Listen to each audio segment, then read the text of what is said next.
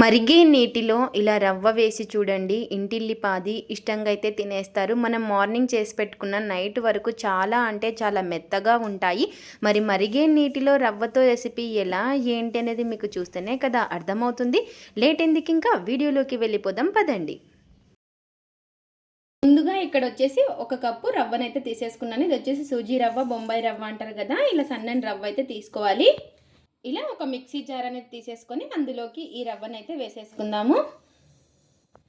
ఇలా రవ్వను వేసేసుకొని మెత్తని పౌడర్ లాగా మిక్సీ పట్టేసుకోవాలి. ఇలా ఈ విధంగా మెత్తని పౌడర్ లాగా పట్టేసుకోవాలి. చూసారు కదా, ఈ విధంగా పట్టేసుకొని ఇప్పుడు ఇలా ఒక కడాయి అయితే పెట్టేసుకొని అందులోకి ఇలా మనం ఏ కప్పుతో రవ్వ తీసుకున్నామో అదే కప్పుతో కప్పు నీళ్ళు అయితే వేసుకోవాలి. ఇలా నీళ్ళు వేసేసుకొని ఇప్పుడు ఇందులోకి రుచికి సరిపడినంత ఉప్పు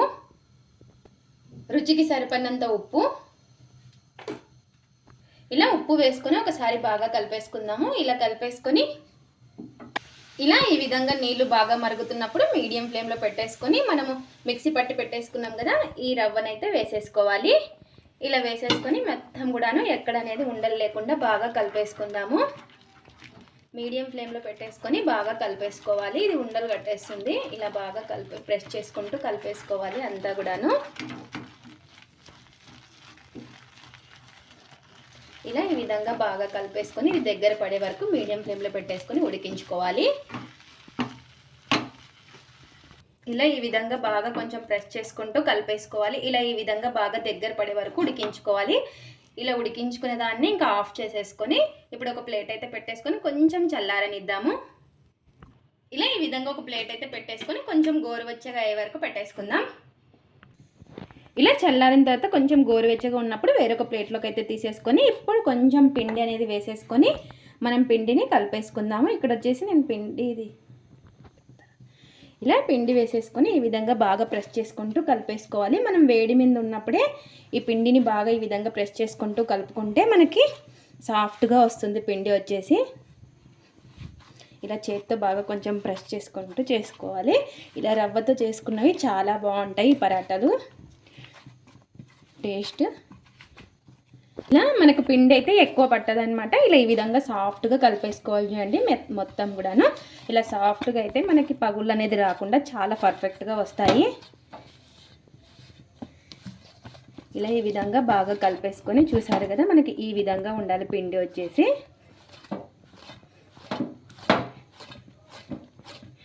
ఇలా ఈ విధంగా కలిపేసుకొని చూసారా మనకి ఎంత సాఫ్ట్గా అయిందో పిండి, చాలా అంటే చాలా సాఫ్ట్గా అయిపోయింది.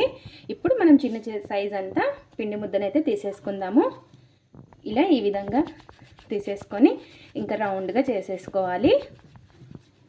ఇలా ఈ విధంగా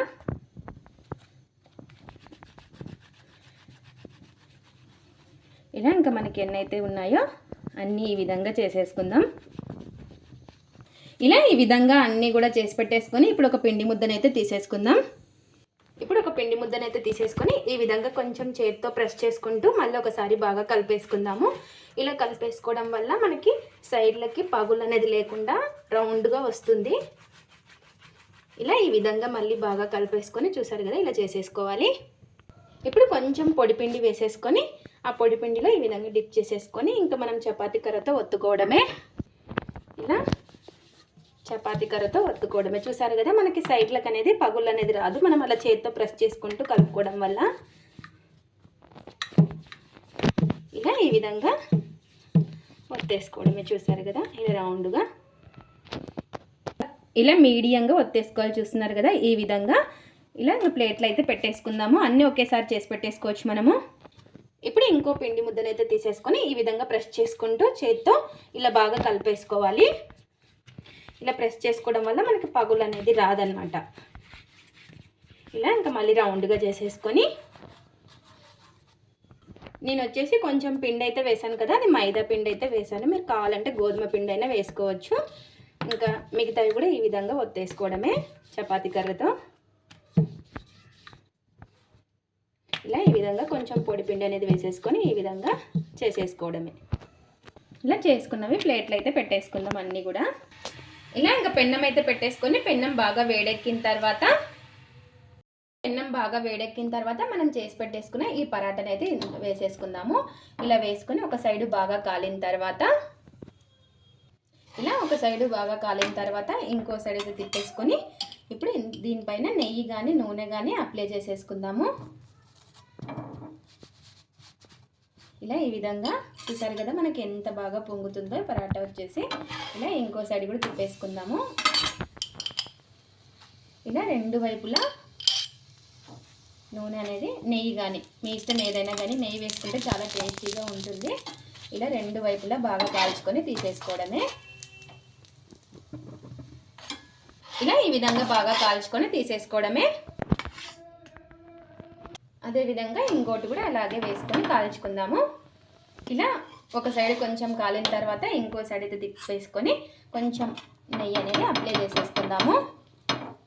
ఇలా ఈ విధంగా అప్లై చేసేసుకొని ఇటు సైడ్ కూడా అప్లై చేసేసుకోవాలి. చాలా బాగా పొంగుతాయి మనకి ఇవి, అంతే టేస్టీగా కూడా ఉంటాయి. ఇలా ఈ విధంగా మనం వచ్చేసి నూనె లేకుండా కూడా కాల్చుకోవచ్చు, మీ ఇష్టము. ఇలా ఇంకా రెండు వైపులా బాగా కాల్చుకోవడమే. ఇలా అన్నీ కూడా ఇదే విధంగా కాల్చేసుకుందాం. ఇంకా ఎంతో టేస్టీగా ఉండే పరాటాలు అయితే రెడీ అయిపోయాయి. ఏ కర్రీస్లోకైనా చాలా బాగుంటుంది. వెజ్ కానీ నాన్ వెజ్లోకి కానీ ఏ దాంట్లోకైనా చాలా టేస్టీగా ఉంటుంది. చూసారు కదా మనం ఊకే రౌండ్గా తిక్కున్న పొరలు పొరలుగా వచ్చింది, అంత టేస్టీగా కూడా ఉంటాయి. మీరు కూడా ఒక్కసారి ఇలా రవ్వతో ట్రై చేయండి. ఇది ఫ్రెండ్స్ ఇవాల్టి వీడియో. మా వీడియోస్ కనుక మీకు నచ్చినట్టయితే లైక్ చేయండి, షేర్ చేయండి, కామెంట్ చేయండి, సబ్స్క్రైబ్ చేసుకోండి. స్కిప్ చేయకుండా పూర్తి వీడియో చూడండి. చూసిన వాళ్ళు ఒక లైక్ అయితే చేయండి. అలాగే రవ్వతో పరాటాలు ట్రై చేసి ఎలా వచ్చాయో కామెంట్ అయితే పెట్టండి. Thanks for watching. Bye bye.